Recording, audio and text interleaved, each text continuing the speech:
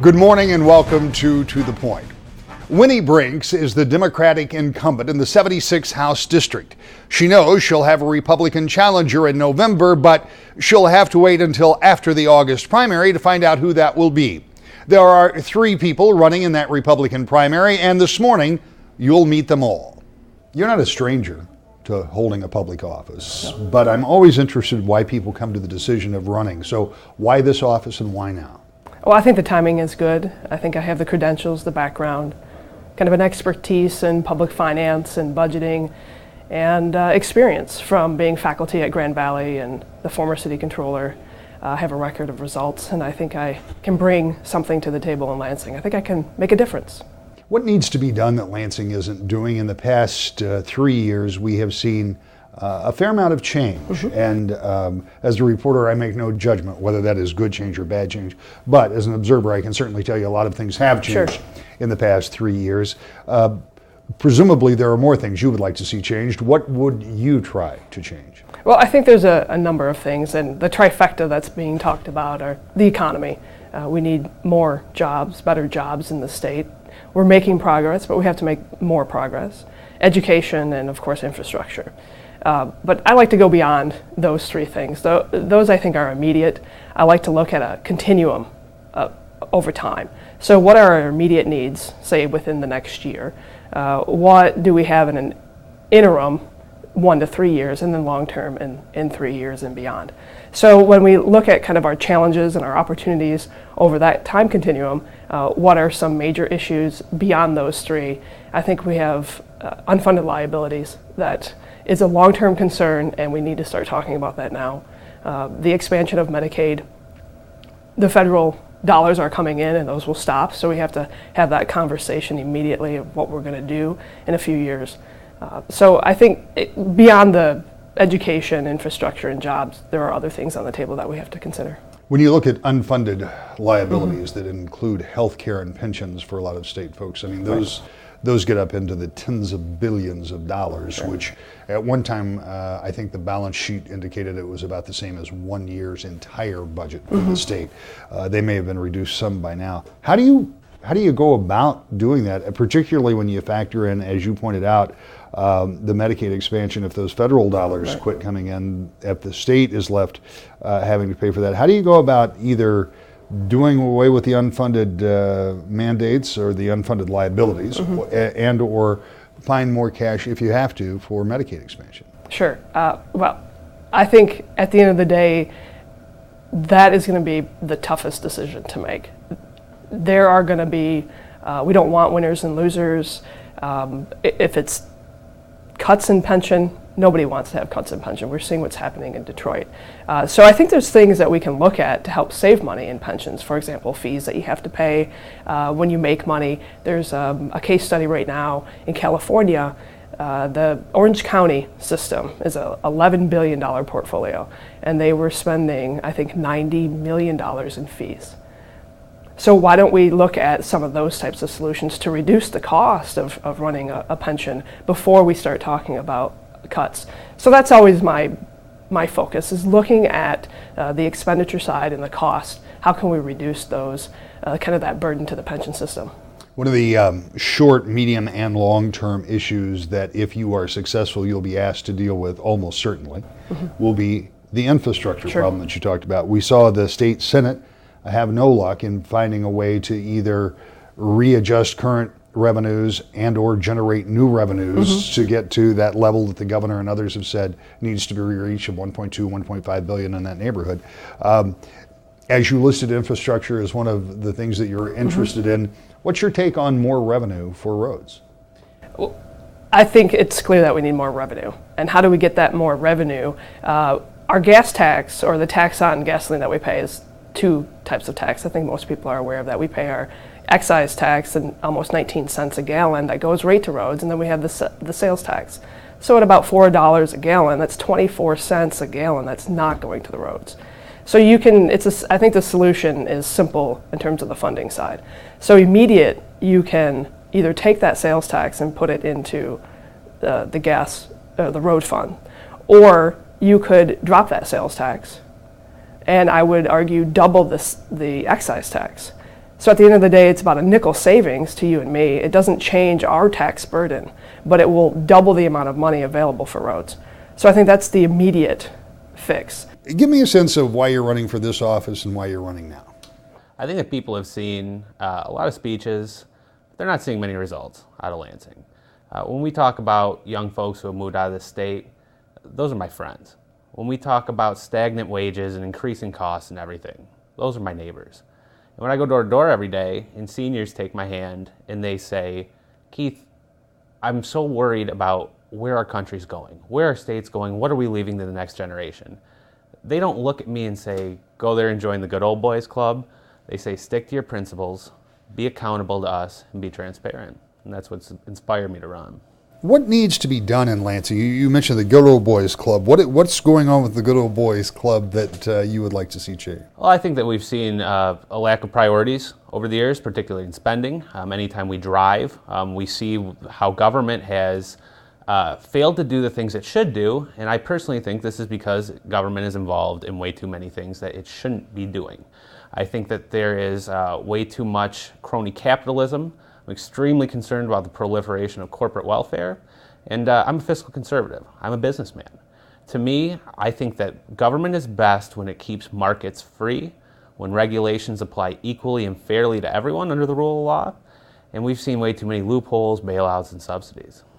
Well, let's talk for a minute then about how you might achieve that. When you talk about bailouts, those have largely come at the federal level, I think, at least what we've seen in the most recent. Well, I would disagree. I would say that any big business that has decided it's better and more advantageous to invest in politicians than invest in research and development, human capital, innovation. When we distort free markets, we are bailing out big businesses. And we do that at the state level through subsidies, targeted tax breaks. We need to switch around from this. I think that free markets benefit all consumers, regardless of party. Not everyone wants to be a business owner, but everybody is a consumer. We all buy things.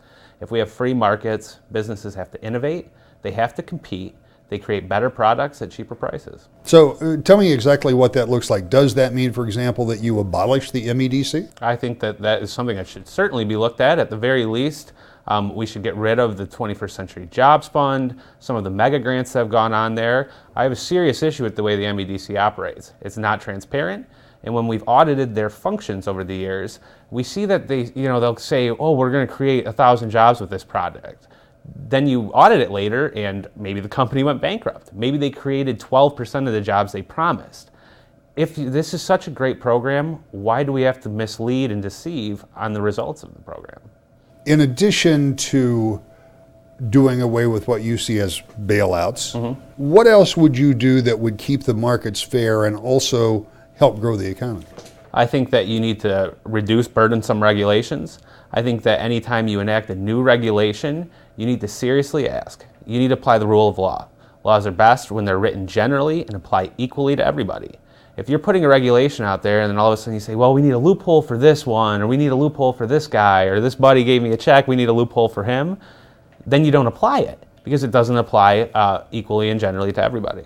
So, I think I heard you say, but I don't want to put words in your mouth, you were talking about driving. I assume you were referring to roads and suggesting an underinvestment over the course of time. But I also believe, and again, I don't want to put words in your mouth, I believe that you're talking, if that was the issue that you were referring to, is it your thought that the roads can be fixed with money that is existing in the budget now? No doubt. I mean, right now, the entirety of the gas tax doesn't even go to the roads. We have one of the highest gas taxes in the country. If we had just frozen the budget at the fiscal year 2014 levels, we would have enough money to put the price tag. And again, this is the crisis of priority over the years. It's a lot cheaper to maintain roads than it is to repair them. But the wasteful spending has continued. I talk about the MEDC. I look at the corrections department, where almost 10 years ago now, we were given some common sense reforms to bring Michigan's correction spending in line with our neighboring states. Had we enacted those common sense reforms, made our priorities right, we could have invested in our transportation. We wouldn't be looking at the repair tag we have today. So we owe it to taxpayers to put the priorities straight before we go back to them and ask them to take another hit. Start with you. Like I start with all candidates, because I'm always interested to know what made you decide to run for this office and why now? I've always had an interest in government. I have spent most of my life in one form or another in government. It started out at a very early age. My My father was very interested and worked in local township politics. I tagged along. I can distinctly remember not knowing for a long time what a mill was or what a tax was because they were not something tangible. I had the great opportunity at the City of Grand Rapids to become the elected comptroller. I served the City of Grand Rapids in that capacity for some 28 years. During that time, I was active in the Michigan Government Finance Officers Association. I served for 5 years on the legislative committee of the organization. The legislative committee obviously dealt with state legislation, as that certainly has an effect on local government. So I've always had an interest in government. I did spend a number of years in the military. That's a little larger organization, but so I've been involved in government all these years, and I think I've got the knowledge and the wherewithal to be a good state legislator, and I want to improve the state of Michigan. I want to improve Lansing. Well, how do you do that? You know, you come at it from an interesting perspective because over the past decades, cities and counties have complained mightily about not getting the money back from Lansing that they believe they were promised in revenue sharing and elsewhere, something I'm sure you're familiar with as somebody who's seen city finances up close. How do you make Michigan better, and how do you make it better for cities like the one you serve? Well, first of all, we need more revenue, and the way you get more revenue is more jobs, and I think that would be my primary mission when I'm sent to Lansing to work on the business climate. I think we need, in that regard, I think we need tort reform. I think we need additional tort reform. We've had some in regards to the insurance business and these outrageous lawsuits that we've seen over the years. I think we need to reform the taxes a little bit, the business tax. Of course, the Michigan business tax has been eliminated, but we still have a personal property tax. I would like to see that eliminated. I think that's a burdensome, unnecessary tax, outdated. And regulatory reform. I think, although the governor has put forth some effort into a regulatory commission, I think we need more regulatory reform. As an example, if you're a property owner and you rent your property and you do Section 8 housing, you not only need a local inspection, but you need a federal inspection. Well, actually, the federal inspection comes first, but in addition to that, you need a local inspection. That's just plain redundancy, and I'd like to see that kind of reform in regards to regulation. One of the things the legislature didn't get done before they broke for the summer was one of the issues that a lot of people talk to me about every day on my email and Facebook and elsewhere, and that's roads. Michigan roads are in pretty bad shape. There are a lot of plans out there. None of them could garner 19 votes over in the Senate to get passed. What's your take, first of all, on the roads, and what do you think we should do about them? Well, first of all, the experts and these think tanks that we've come to rely on for accurate data over the years make claims now that we need $2 billion annually in road improvements and repair.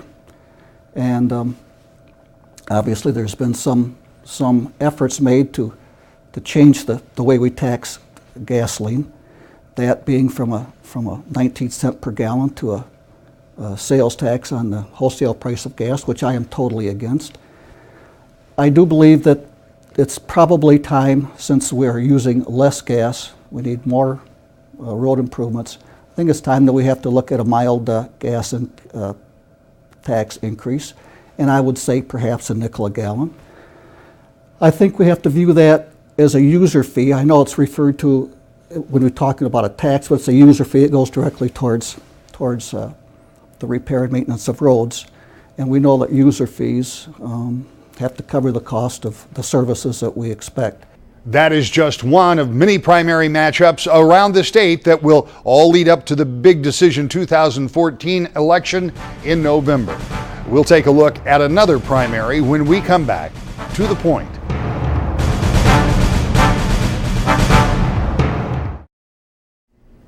Welcome back to The Point.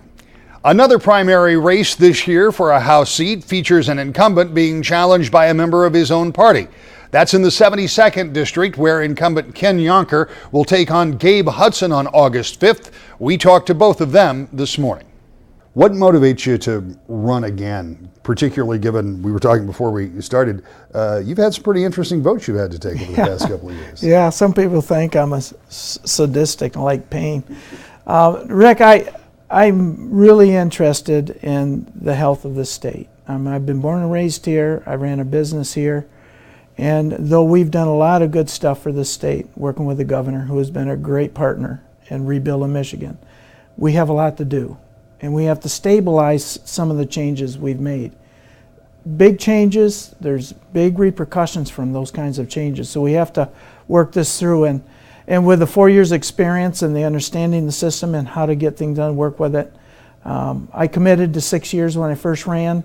I want to fulfill my commitment if the people so choose, but I'm not going to run away from a commitment I made to the people in my district. Talk a little bit about what you would still like to do. You talk about making some changes, and I appreciate the fact there have been some big changes, and very often you have to tinker with some of those things to get just the right fit.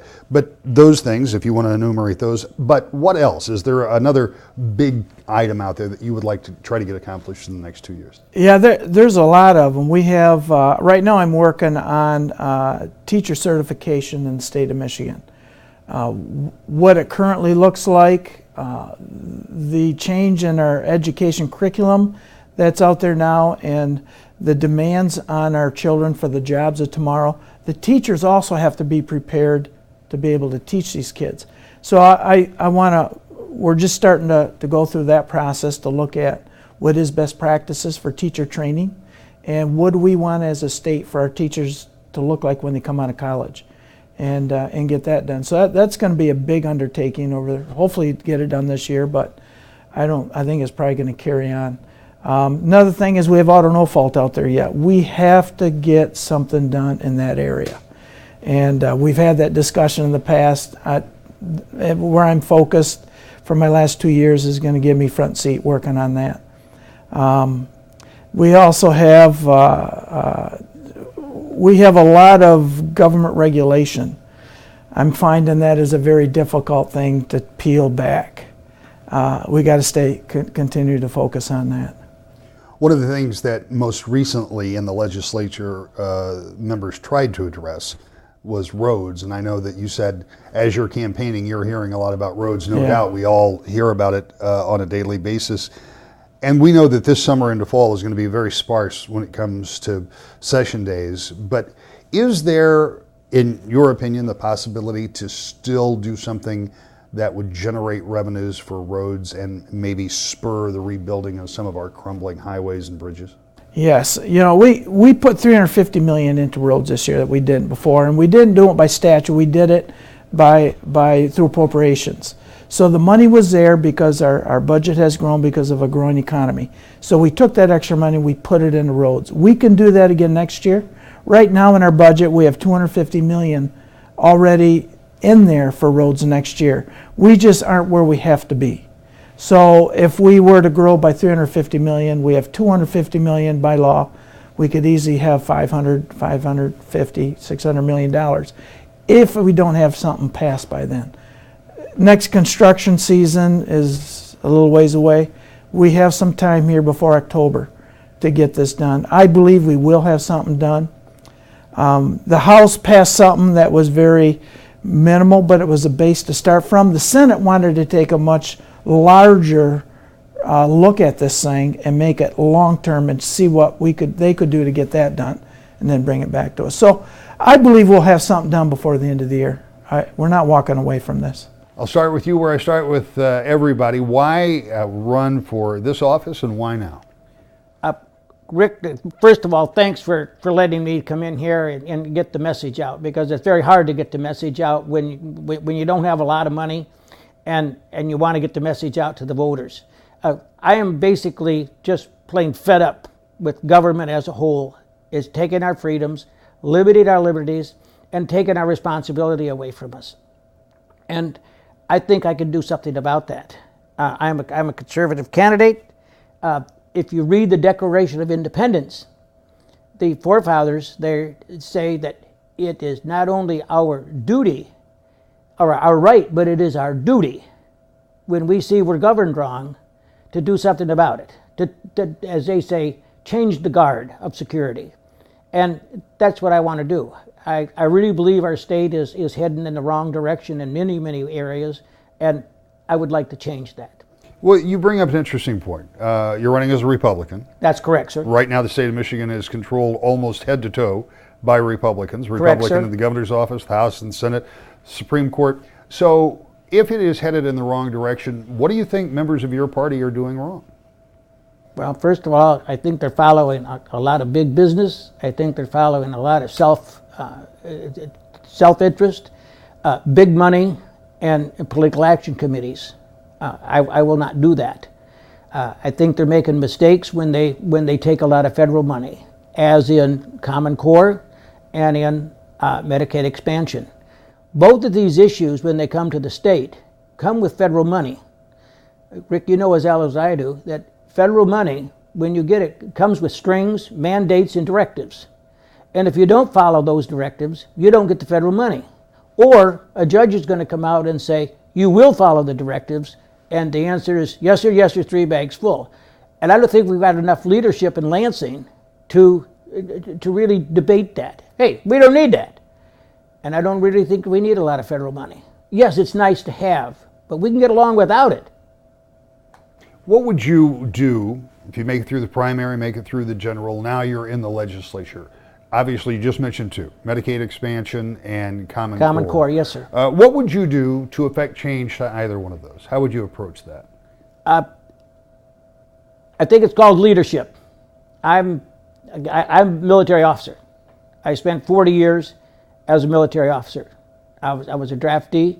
I was an enlisted man. I went to officer candidate school, our U.S. Army paratrooper school. I'm a pilot, both airplane and helicopters. Had a couple tours in Vietnam, and I had 4 very successful commands. I believe in leading by example. As a leader or as a member of the House, I think one man with a backbone, one man with conviction can stand up, or lady, one lady with conviction can stand up and say, hey, we're going the wrong way. Now, there's a lot of politicians who worry about a career, worry about health care, retirement. I don't need to worry about all of that. I've had all that. I've got all that right now. I've had 2 very successful careers. And I think I can make a difference by just saying, hey guys, where's the common sense? Because there's a lot of legislation that happens in Lansing that has no common sense. And one guy, I think, standing up there, hey, will make a difference. When I was a kid in grade school, late 40s, early 50s, we used to sing a song there called Stout-Hearted Men.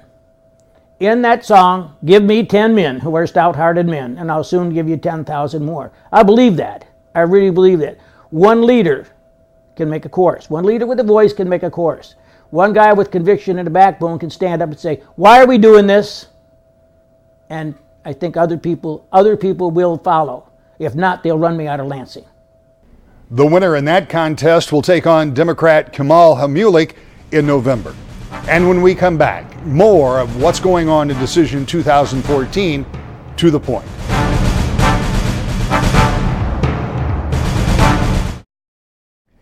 There are many more primary races we'll be watching coming up to the August election, and we'll bring you as many of the candidates right here as we can, and soon be looking for our election site at woodtv.com, where you'll hear complete interviews and many more candidates there. Of course, the big election in November is what we're gearing up for, but before we can get there, the parties have to decide who their candidates are going to be. So in the weeks to come, we'll feature more primary matchups right here, Sunday morning at 10 o'clock on Wood TV 8. I hope you'll join us. To the point.